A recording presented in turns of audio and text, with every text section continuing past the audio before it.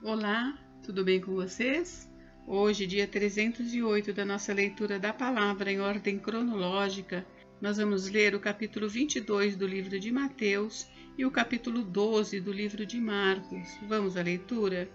Mateus, capítulo 22. A parábola da festa de casamento.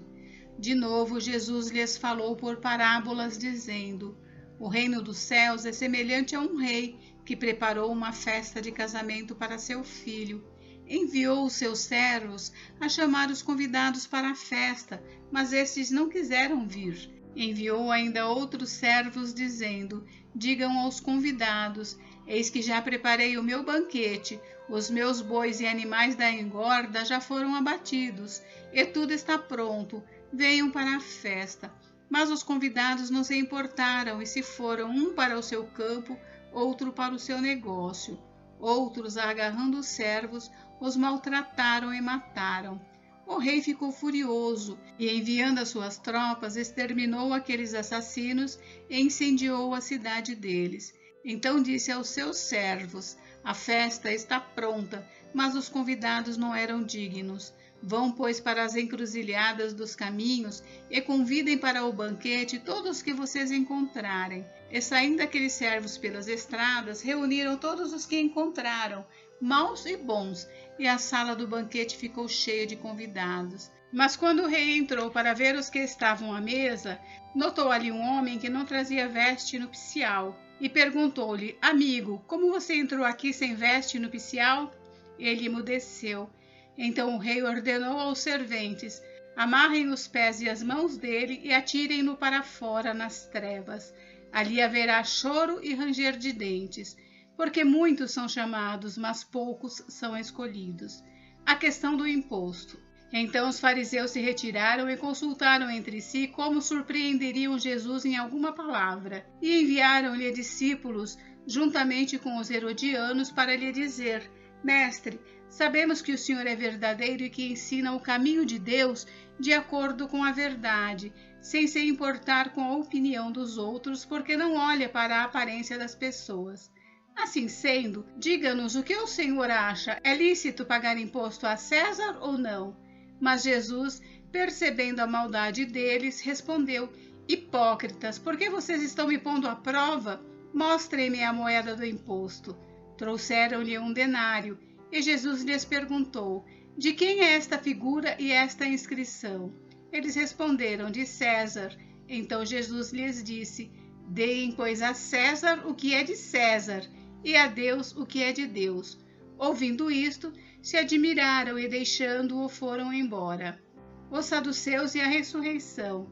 Naquele dia, alguns saduceus que dizem não haver ressurreição aproximaram-se de Jesus e lhe perguntaram: Mestre, Moisés disse: se alguém morrer, não tendo filhos, o irmão deste homem deve casar com a viúva e gerar descendentes para o falecido.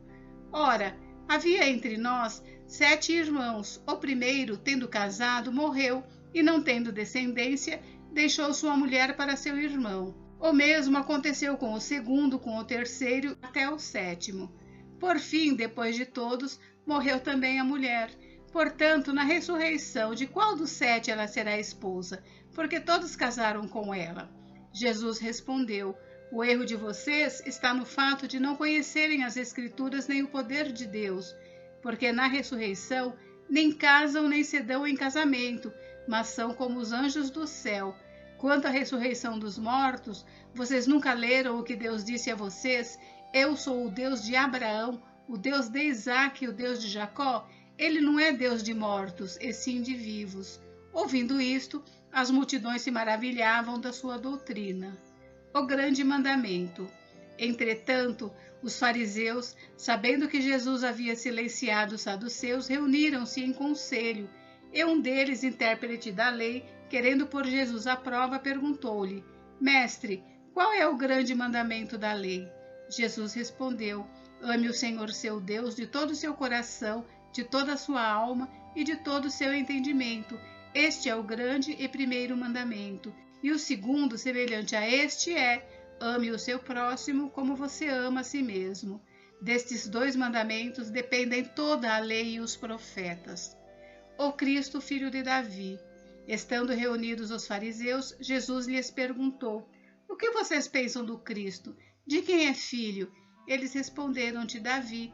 E Jesus perguntou: Então como é que Davi, pelo Espírito, chamou Cristo de Senhor, dizendo: Disse o Senhor ao meu Senhor: Sente-se à minha direita, até que eu ponha os seus inimigos debaixo dos seus pés. Portanto, se Davi o chama de Senhor, como ele pode ser filho de Davi? E ninguém podia lhe responder uma palavra, e a partir daquele dia, ninguém mais ousou fazer perguntas. Marcos, capítulo 12. A parábola dos lavradores maus. Depois, Jesus começou a falar-lhes por parábola. Um homem plantou uma vinha, pôs uma cerca em volta dela, construiu um lagar, edificou uma torre e arrendou a vinha a uns lavradores. Depois ausentou-se do país. No tempo da colheita, mandou um servo para que recebesse dos lavradores a sua parte dos frutos da vinha. Mas os lavradores o agarraram, espancaram e o despacharam de mãos vazias. De novo enviou-lhes outro servo, e eles bateram na cabeça dele e o insultaram. Mandou ainda outro servo, e a este mataram. Muitos outros lhes enviou, dos quais espancaram uns e mataram outros. Restava-lhe ainda um, o seu filho amado. Por fim mandou o filho pensando: O meu filho eles respeitarão. Mas os tais lavradores disseram entre si: Este é o herdeiro, venham, vamos matá-lo e a herança será nossa. E agarrando o filho, mataram-no e o lançaram fora da vinha. Que fará, pois, o dono da vinha? Virá, exterminará aqueles lavradores e entregará a vinha a outros. Vocês ainda não leram esse trecho da Escritura. A pedra que os construtores rejeitaram, essa veio a ser a pedra angular. Isso procede do Senhor e é maravilhoso aos nossos olhos. E procuravam prender Jesus, porque entenderam que ele havia contado essa parábola contra eles, mas temiam o povo. Então eles o deixaram e foram embora. A questão do imposto. E enviaram a Jesus alguns dos fariseus e dos herodianos para que o apanhassem em alguma palavra. Chegando, disseram-lhe: Mestre, sabemos que o Senhor é verdadeiro e não se importa com a opinião dos outros, porque não olha a aparência das pessoas, mas segundo a verdade ensina o caminho de Deus. É lícito pagar imposto a César ou não? Devemos ou não devemos pagar? Mas Jesus, percebendo a hipocrisia deles, respondeu: Por que vocês estão me pondo à prova? Tragam-me um denário para que eu o veja. Eles trouxeram, e Jesus lhes perguntou: De quem é esta figura e esta inscrição? Eles responderam: De César. Então Jesus disse: Deem a César o que é de César, e a Deus o que é de Deus. E muitos se admiraram dele. Os saduceus e a ressurreição. Então alguns saduceus, que dizem não haver ressurreição, aproximaram-se de Jesus e lhe perguntaram: Mestre, Moisés nos deixou escrito que se um homem morrer e deixar mulher sem filhos, o irmão desse homem deve casar com a viúva e gerar descendentes para o falecido. Havia 7 irmãos. O primeiro casou e morreu sem deixar filhos. O segundo casou com a viúva e morreu, também sem deixar descendência, e o terceiro da mesma forma. E assim, os 7 não deixaram descendência. Por fim, depois de todos, morreu também a mulher. Na ressurreição, quando eles ressuscitarem, de qual deles ela será esposa? Porque os 7 casaram com ela. Jesus respondeu: Será que o erro de vocês não está no fato de não conhecerem as Escrituras nem o poder de Deus? Pois quando ressuscitarem dentre os mortos, nem casarão nem se darão em casamento, mas serão como os anjos nos céus. Quanto aos mortos, que eles de fato ressuscitam, vocês nunca leram no livro de Moisés, no trecho referente à sarça, como Deus lhe falou: Eu sou o Deus de Abraão, o Deus de Isaque e o Deus de Jacó? Ele não é Deus de mortos, e sim de vivos. Vocês estão completamente enganados. O grande mandamento. Chegando um dos escribas, que ouviu a discussão entre eles e viu que Jesus tinha dado uma boa resposta, perguntou-lhe: Qual é o principal de todos os mandamentos? Jesus respondeu: O principal é: escute, ó Israel, o Senhor nosso Deus é o único Senhor. Ame o Senhor seu Deus de todo o seu coração, de toda a sua alma, de todo o seu entendimento e com toda a sua força. O segundo é: ame o seu próximo como você ama a si mesmo. Não há outro mandamento maior do que estes.